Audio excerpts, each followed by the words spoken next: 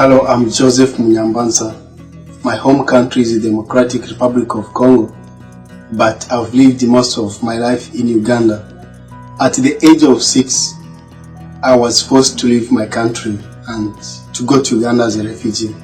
And so, when I was still young, I was exposed to extreme poverty, hunger, and to many other problems. I spent days and nights under heavy rains and scorched sun without shelter. I saw people die of starvation, and I saw my sister die of malaria because she did not get people to treat her when we were in a refugee camp. And after a number of years, when I was 14 years old, with my friends whom were suffering together in the refugee camp, we realized that the community lacks responsible leadership and it lacks people who can make us have new hope. And so we founded Koburas, a youth organization which represents Congo, Burundi, Uganda, Rwanda and Sudan, because these are countries which are represented in this refugee camp, and all young people and all the people were facing the same problems, and we wanted to unite young people to work together to fight these shared problems so that we can be the solution to our problems. And Koburas was mainly to build the new hope, to start raising or coming up with these leaders who would make our community better than it was for a number of years. For us to solve problems in refugee camp, we realized that in the population of 25,000 refugees, 50% are school-age going people, and there is no school. There's only 2 primary schools, and there is only 1 high school, and the high school only stops in grade 10. So we realized that no one was going to complete high school, and we piloted a number of projects which would address the problem of lack of education and also create hope and solve the problem of malaria. Because we did not have money, the things we did was first to start draining water which are stagnant in the community, clearing bushes and doing anything which can help to reduce the multiplication of mosquitoes. And we started a tutoring program to help the young people to be motivated to study and then to encourage them to work hard so that we can get maybe chances to excel and have a reason to be in school. And we also started anti-violence, a project which was to help the girls, some who are victims of rape in Congo and other countries, and others who never went to school, so wanted to give them skills through programs like tailoring and others to help them have skills and have a better hope, be self-sustainable in the future, either with their parents or when they start their own families. And so with the time, the tutoring program grew up, whereby at first we started with 12 people, and the 12 students performed well, and when they performed well, as we were tutoring them, we realized that we can expand it, make it a bigger program, and then when many students go to school, it is going to be a very source of motivation to many other children in the refugee camp. And so in 2005, when I was 14 years old, my friends and I realized that no one in the refugee camp was going to complete high school, and the problems affecting us are going to continue forever, and it may not be good for us. So we founded the Koburas, which would motivate and create a new hope for young people, for us, and to make us be self-sustainable and be the solution to the problems. And when we started the tutoring program, it grew up, and when we realized that the 1 high school in the refugee camp was not enough for the students, and most students who were attending were dropping out because the school is overcrowded, the teachers are not qualified, and at the same time the community around, for example, girls are being affected, they are being pregnant at the early age and they don't have support. Wanted to have another way to create way for them to get to school. And so we started Kobura Students Hostel in town, which is 80 kilometers away from the refugee camp. And we had to partner with the public school, whereby our students attend these schools and then they sleep in Kobura's hostel. So the Kobura's hostel workers act as the homes for these students, and then they attend different schools. So these students can be able to complete high school. And in 2010, the first group of students whom we had taken, we had around 10 students completing high school who were boys, and then 5 girls who completed high school. And these were the first students ever to complete high school in the refugee camp.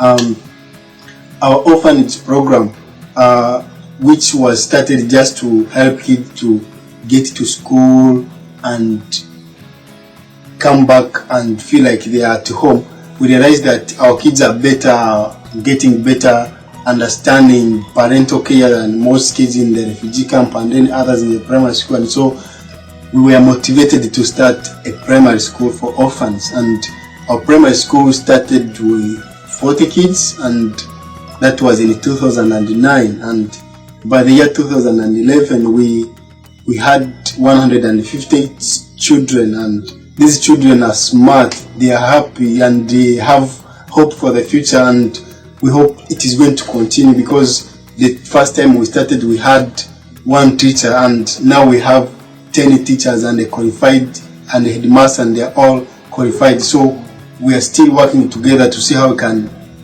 create this exponential empowerment, exponential way of building hope for refugees. And the first time when we started like fighting malaria, we started getting people who liked what we are doing, and at some point we were supported and distributed more than 10,000 mosquitoes in the refugee camp, and this was a big motivation for us and for the people. But then we always learned that the community needs more sustainable way of life. Young people need to be more educated, they need to have a clear vision for the future, and they need to be empowered to be leaders who will go back home and be the solution, be role models, be examples to solve the problem of tribalism, lack of unity and corruption. And so we wanted to couple our education we're getting from schools with leadership and entrepreneurship. And so in 2011 we started hiring someone who could be a professional mentor in leadership and entrepreneurship to our students. And while our students attend different schools, high school in Hoima, which is western part of Uganda, they come back to the hostels where they are taught how to start or initiate social entrepreneurship projects which can help to develop the community. And in the year 2012, we have got a big number of young students who are going to high schools, but at the same time they go back now in the village they have different initiatives. Some have microfinance projects, and our small project which we had started, they are now run by our high school students, and it has become a big motivation, and it has gone beyond our expectation, because we realize that the performance for our students, because each student select like his area or her area of interest, and then run a project with the support of a mentor and then the support of Koburas. And the refugee camp of 25,000 people now, if you see there, there's a lot of hope. Many projects now, projects run by students, people have cows, widows are running business, and then they have increased the way of harvesting. And the anti-violence program, which is for girls who never went to school, now girls are able to do tailoring, they are manufacturing clothes, and all this is because of the program in the entrepreneurship and leadership, which is being learned and practiced by our students who went through the tutoring program, and then we took in the hostel. And we now have around 90 students who are attending high school, and we had started earlier with around 33 students, and we have seen this big increase. And when we started, we had no money, we had no big support, we had no good education, and Like now I'm in university. My friends who are also in Uganda, they are also have just finished university, and we are all a team of 5 people is trying to work, and we have hundreds of young people who are behind us who are growing, and each of them has the capability of even doing bigger things than what we have done, and we think the future is much better. And when we go back to our countries, people going to Sudan, going to Congo, going to Rwanda, going to where, we're going to be able to fight corruption, fight tribalism, and unite people and start up initiatives, starting small and then expanding them. And at the same time, this year we've seen like appreciation from outside people who have seen how we have struggled and how we are passionate of what we are doing. For example, 50 Cent, who is the American rapper, he heard about us and he has been willing and has supported the students' hostel. So the 2 students' hostels, one for girls, another one for boys. 50 Cent has supported us to pay rent for the students and then to pay like medication and paying the mentors, people who are like mentors for these students. And so we feel like it is a big progress for us, big motivation, and at the same time the Global Fund for Children learned about us and it has started injecting some money into a project to facilitate the primary school, and it is very motivating for myself, for my fellow founders of Cobras.